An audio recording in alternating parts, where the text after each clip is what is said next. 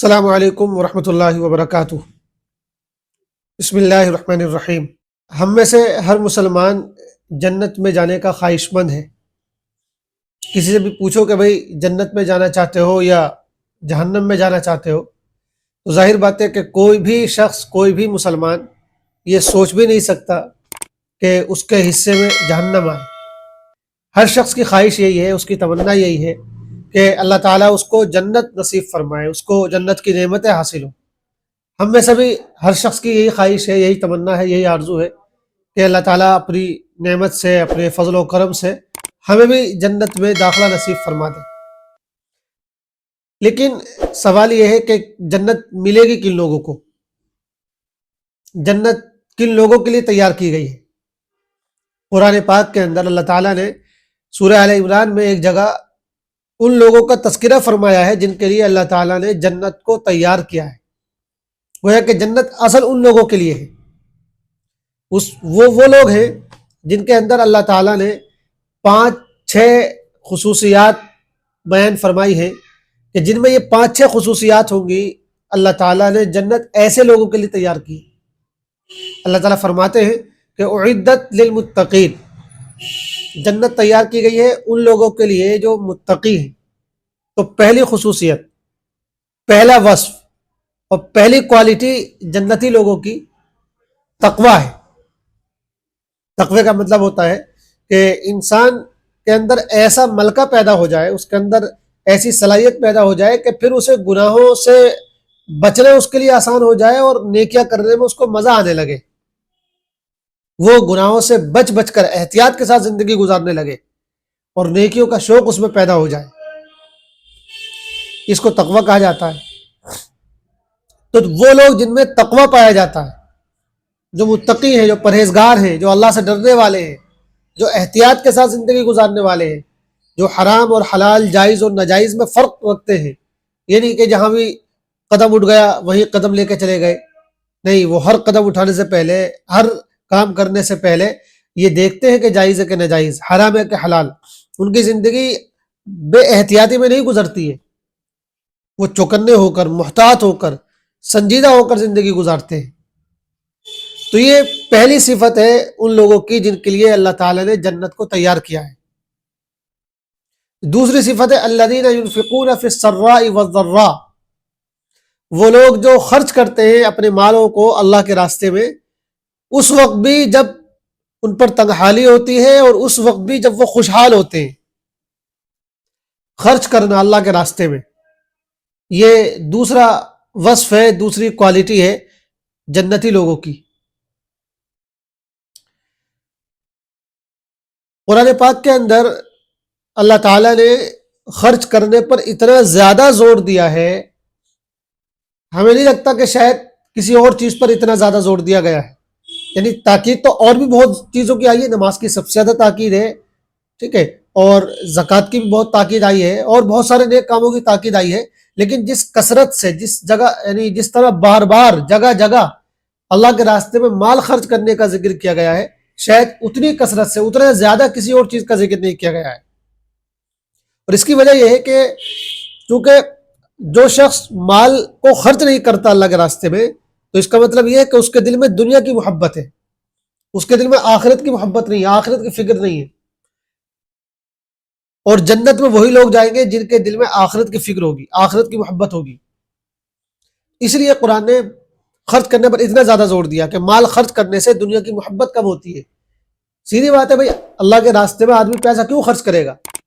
جو اپنے بظاہر اس نے اپنے خون پسینے سے کمایا ہے، تو وہ اسی وقت خرچ کرے گا جب اس کو یہ یقین ہوگا اور اس کو یہ اس کا عقیدہ ہوگا کہ جو میں خرچ کر رہا ہوں یہ مجھے واپس ملنے والا ہے۔ میرا خرچ کیا ہوا اللہ کے راستے میں، یہ میرا مال برباد نہیں ہو رہا ہے، بلکہ یہ تو میں گویا کہ انویسٹ کر رہا ہوں جو مجھے فائدے کے ساتھ واپس ملے گا۔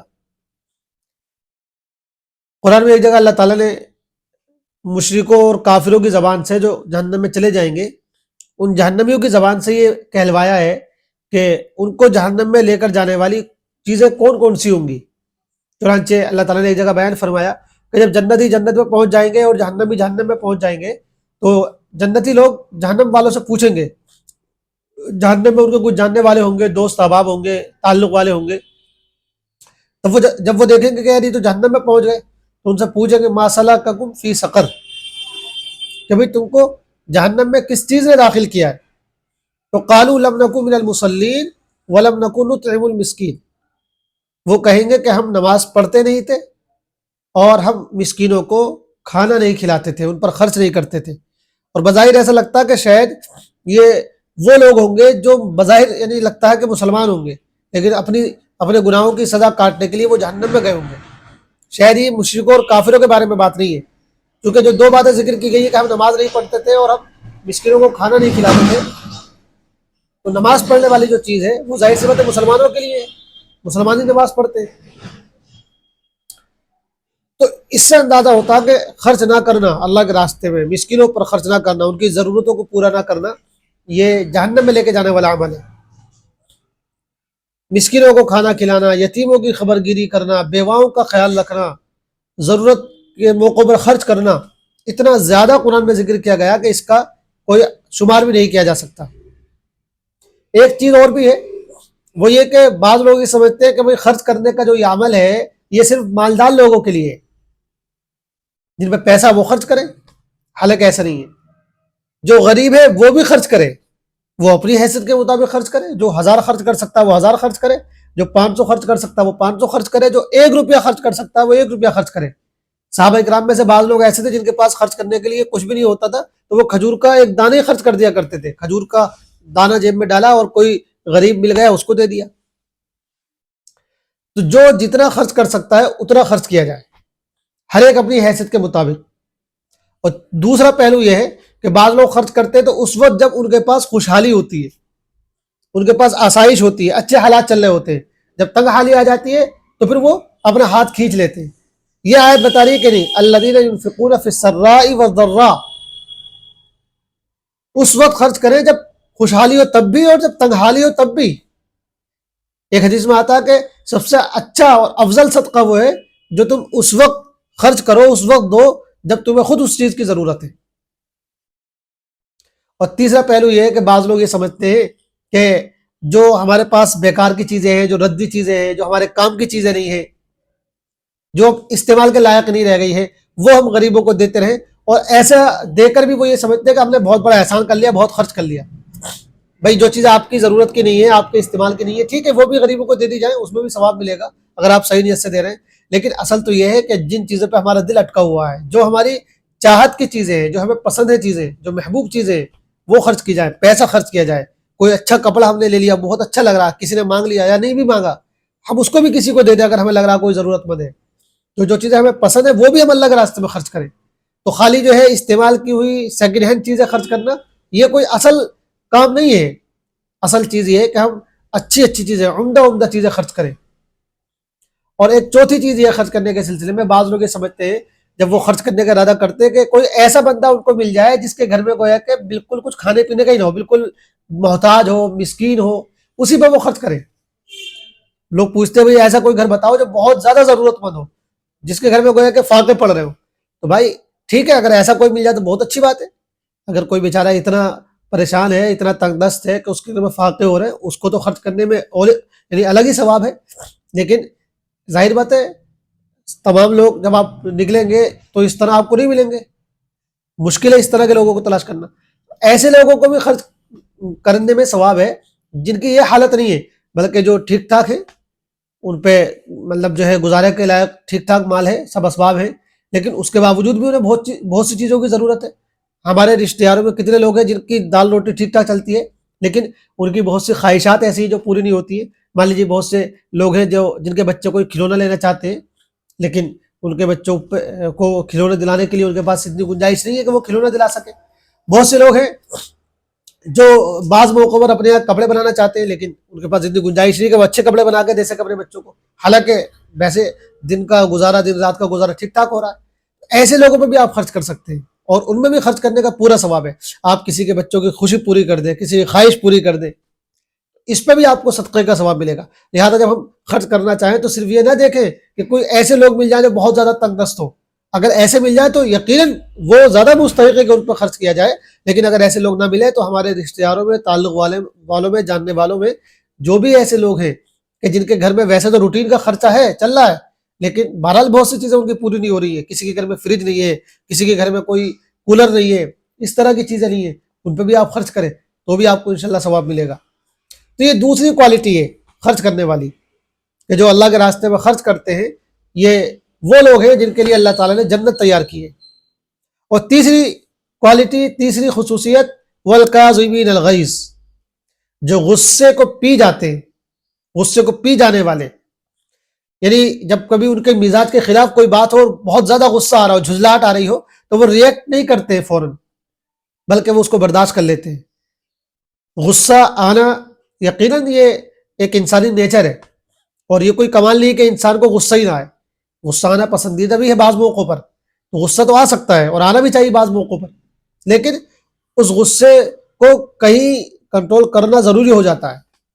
مثال کے طور پر اگر کوئی دینی کسی چیز کے ساتھ جو ہے مذاق اڑایا جا رہا ہے، دین کے ساتھ کوئی گستاخی کی جا رہی ہے، اس وقت تو آدمی کو بہت سخت غصہ آنا چاہیے، اور اگر موقع ہو تو اس کا ریئیکشن بھی ہو سکتا ہے۔ لیکن جو عام سماجی زندگی ہے، گھریلو زندگی ہے، اس میں بھی بسا اوقات مزاج کے خلاف بہت سی باتیں ہو جاتی ہیں، بیوی سے ہو جاتی ہیں، بچوں سے ہو جاتی ہیں، دوستوں سے ہو جاتی ہیں، اسٹاف سے ہو جاتی ہیں، ہمارے ساتھ کام کرنے والے لوگوں سے ہو جاتی ہے۔ اب اس وقت کوئی چیز مزاج کے خلاف ہوئی، آدمی کو غصہ آیا، اس نے فوراً جو ہے دو چار جملے سنا دیے، یہ چیز پسندیدہ نہیں ہے۔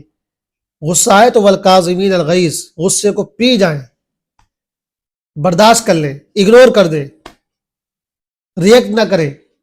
اور یہ کوئی ایک دو مرتبہ کی چیز نہیں ہے، بلکہ قرآن نے اس کو بتایا کہ یہ ان کی عادت میں شامل ہو جاتی ہے یہ بات، والکاظمین الغیظ، یعنی غصے کو پی جانے والے۔ ظاہر سی بات ہے جس نے ایک دو مرتبہ غصے پہ کنٹرول کر لیا، اس کے لیے یہ بات نہیں کہی جا سکتی کہ وہ غصے کو پی جانے والا ہے۔ غصے کو پی جانے والا وہی ہوگا جس کی عادت بن گئی ہو کہ وہ غصے پہ ریئیکٹ نہیں کرتا ہے۔ تو یہ جو ہم سمجھتے ہیں بسا اوقات، خاص طور سے غصہ اس وقت زیادہ آتا ہے جب ہمارے ماتحت اور ہم سے چھوٹے سے کسی سے کوئی غلطی ہو جاتی ہے، جس کو ہم سزا دے سکتے ہیں، جس کو ہم سنا سکتے ہیں، اس وقت ہم کو بہت غصہ آتا ہے۔ راستے میں چلتے ہوئے رکشے والے پہ بہت غصہ آتا ہے لوگوں کو، راستے میں چلتے ہوئے پیدل چلنے والوں پر غصہ آتا ہے، کار والے ہوتے ہیں تو ان کو موٹر سائیکل والے پر غصہ آتا ہے، آفس میں کام کرنے والے جو لوگ ہیں ان پر، ان کے باس کو، ذمہ دار کو غصہ آتا ہے، گھر میں بیوی پر غصہ آتا ہے، بچوں پر غصہ آتا ہے، چھوٹے بھائی بہنوں پر غصہ آتا ہے۔ تو ان تمام چیزوں پر کنٹرول کرنا، ہم بڑے ہیں تو ہم اپنے بڑے ہونے کا غلط فائدہ نہ اٹھائیں، یعنی کہ جب جی چاہا دو چار جملے سنا دیے۔ تو یہ فرمایا ہے کہ والکاظمین الغیظ، وہ غصے کو پی جانے والے ہوتے ہیں۔ چوتھی خصوصیت، والعافین عن الناس، لوگوں کو معاف کرنے والے، درگزر کرنے والے۔ دو طرح کے لوگ ہوتے ہیں، کچھ وہ لوگ ہوتے ہیں جن میں انتقامی جذبہ ہوتا ہے، اگر ان کے ساتھ کسی نے ذرا سا کوئی غلط کر دیا تو وہ یہ دل میں ٹھان لیتے ہیں کہ جب تک بدلہ نہیں لے لوں گا چین سے نہیں بیٹھوں گا، تجھے میں دیکھ لوں گا، بچ کے رہنا مجھ سے۔ اور جب بھی ان کو موقع ملتا ہے تو وہ بدلہ لے لیتے ہیں، انتقام لے لیتے ہیں۔ ایک تو رویہ یہ ہوتا بعض لوگوں کا، کچھ اس طرح کے لوگ ہوتے ہیں جو بس اپنی ذرا سی بے عزتی، اپنا ذرا سا نقصان، اپنا ذرا سا کوئی بھی جو ہے گھاٹا، کچھ بھی برداشت نہیں کر سکتے۔ اگر ان کے ساتھ کسی نے ذرا سا بھی غلط سلوک کر دیا تو بس اب ان سے برداشت نہیں ہوتا ہے، بس میں ہوتا تو فوراً انتقام لیتے، بدلہ لیتے، اور بس میں نہیں ہوتا تو ذہن میں رکھتے کہ جب بھی موقع ملے گا ہم انتقام ضرور لیں گے۔ لیکن دوسری طرف کچھ وہ لوگ ہوتے ہیں جو کہتے ہیں چلو جو ہوا ہونے دو، ٹھیک ہے بھائی تو نے میرے ساتھ غلط کیا لیکن چل کوئی بات نہیں، میں نے معاف کر دیا تجھے اللہ کے لیے۔ والعافین عن الناس، تو لوگوں کو معاف کرنے والے، لوگوں سے درگزر کرنے والے۔ آپ کا کسی نے حق مان لیا، ٹھیک ہے کوئی بات نہیں، کوئی مسئلہ نہیں، مان لیا، میں نے معاف کیا۔ آپ کو کسی نے برا بھلا کہا، آپ کو پتہ چلا کہ اس نے بہت گالیاں دی آپ کو، آپ نے کہا ٹھیک ہے چل کوئی بات نہیں، میں نے معاف کر دیا تجھے اللہ کے لیے۔ آپ کا کسی نے کوئی سامان چھین لیا، آپ کی زمین ہڑپ کر لی، کوئی اور چیز آپ کی چھین لی، آپ نے کہا ٹھیک ہے کوئی بات نہیں، میں نے تجھے اللہ کے لیے معاف کر دیا۔ تو یہ معاف کرنے والے جو ہر موقع پر لوگوں کو معاف کر دیتے ہیں، اور یہاں بھی وہی بات ہے کہ دو چار مرتبہ معاف کرنے والوں کو معاف کرنے والا نہیں کہا جاتا ہے، جس کی عادت بن جائے کہ وہ اپنے لیے، اپنے حق کے لیے کبھی لوگوں سے بدلہ ہی نہ لے۔ حضور پاک علیہ الصلوۃ والسلام ہمارے لیے نمونہ ہے، کبھی آپ نے اپنی ذات کے لیے کسی سے انتقام نہیں لیا، بدلہ نہیں لیا، ہمیشہ لوگوں کو معاف کر دیا۔ حضرت عمر ابن خطاب رضی اللہ تعالیٰ عنہ کے بارے میں آتا ہے کہ جب وہ رات کو سوتے تھے تو یہ کہہ کے سوتے تھے کل الناس منی فی حل، کہ میری طرف سے تمام لوگ بالکل معاف کیے ہوئے ہیں، آزاد ہیں. یعنی اگر میرا کسی نے کوئی حق مارا ہے، میری کسی نے کوئی برائی کی ہے، میرے اوپر کسی نے کوئی ظلم کیا ہے، تو میں نے ایسے تمام لوگوں کو معاف کر رکھا ہے، آزاد کر رکھا ہے. اللہ تعالیٰ کے یہاں میں ان کی پکڑ نہیں کروں گا. اور یہ سوچ بہت ضروری بھی ہے، اس لیے کہ اگر ہمارا کسی نے کوئی حق مار رکھا ہے، ہمارے اوپر کسی نے کوئی ظلم کر رکھا ہے، تو اگر ہم نے اس کو معاف نہیں کیا اور اس نے ہم سے معافی نہیں مانگی اور اسی حال میں ہم دونوں دنیا سے رخصت ہو گئے، تو کل قیامت کے دن اس بیچارے کی پکڑ ہوگی اس وجہ سے. اور اگر اس کی جو نیکیاں ہیں وہ لے کر ہمیں دے دی جائیں گی، اور اگر اس کے بعد نیکیاں نہیں ہوں گی تو ہمارے گناہ اس کے سر ڈال دیے جائیں گے. تو اس میں اس کا کتنا نقصان ہوگا. اور ظاہر بات ہے قیامت کا دن ایسا ہوگا کہ اس وقت اگر ہم معاف کرنا چاہیں گے تو معاف نہیں کر سکتے ہوں گے، کیونکہ ہمیں تو اس وقت خوب نیکیوں کی ضرورت ہوگی. ہر آدمی گھبرا رہا ہوگا کہ مجھے اور نیکیاں مل جائیں، اور نیکیاں مل جائیں. اس وقت تو ہم چاہ کر بھی معاف نہیں کر پائیں گے، بلکہ چاہیں گے نہیں. اس موقع پر تو آدمی کے اندر یہ چاہت ہی پیدا نہیں ہوگی کہ وہ دوسروں کو معاف کرے، وہ تو خود ہی چاہے گا کہ اسے دوسروں کی نیکیاں مل جائیں.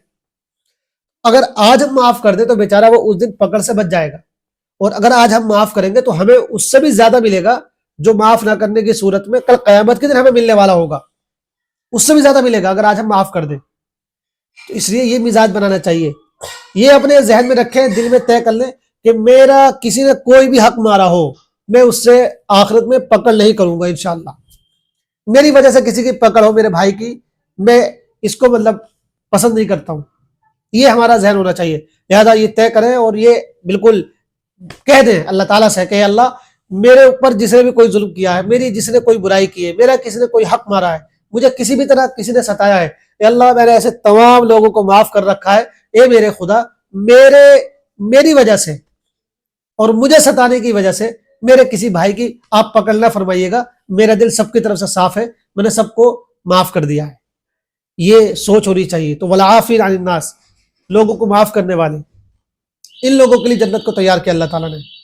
اور 5ویں خصوصیت ہے واللہ یحب المحسنین، وہ لوگ جو ہر کام کو اچھے سے کرتے ہیں، اچھا عمل کرنے والے. اب اس میں کئی باتیں شامل ہیں.